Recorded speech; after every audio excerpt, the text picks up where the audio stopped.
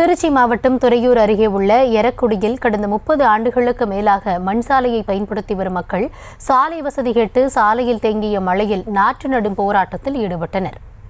இதுகுறித்த விவரங்களுக்காக இணையவிருக்கிறார் எம்முடைய செய்தியாளர் முத்துக்குமார். வணக்கம். அந்த பகுதி மக்களின் பிரதான கோரிக்கையாக சாலை அமைத்து தர வேண்டும் அப்படின்றது இருக்கக்கூடிய நிலையில இது தொடர்பாக அதிகாரிகள் என்ன பதிலளிக்கிறார்கள்? இதற்காக நடவடிக்கை ஏதாவது மேற்கொள்ளப்பட்டிருக்கிறதா? என்ன விவரம்?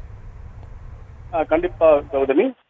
திருச்சி மாவட்டம் துறையூர் அருகே உள்ள உப்பிலிபுரம் ஊராட்சி ஒன்றியத்துக்கு உட்பட்டது எரகுடி ஊராட்சி. இங்கு சுமார் 2500க்கும் மேற்பட்ட மக்கள் வசித்து வருகின்றனர். அப்பகுதி மக்கள் கடந்த பல ஆண்டுகளுக்கு மேலாக மண் சாலையை பயன்படுத்தி வருகின்றனர். தற்பொழுது இந்த சாலையில் தொடர் மழை காரணமாக நடந்து செல்ல முடியாத அளவிற்கு சேரும் தகுதி ஏற்பட்டுள்ளதால் வயதானவர்கள், பள்ளி மாணவர்கள் மற்றும் அப்பகுதியில் வசிக்கும் பொதுமக்கள் அனைவரும் மிகவும் சிரமமடைந்து வருவதாக தெரிகிறது. இது குறித்து ஊராட்சி நிர்வாகத்திடம் பலமுறை அவர்கள் புகார் அளித்தும் நடவடிக்கை எடுக்காத காரணத்தால் இன்று அப்பகுதி மக்கள் சாலையில் நாற்று நடும் போராட்டத்தில் ஈடுபட்டனர். இது குறித்து நாம் வட்டார வளர்ச்சி அலுவலரிடம் விசாரிக்க சென்றபோது அவர் இன்னும் வரவில்லை என தெரிகிறது.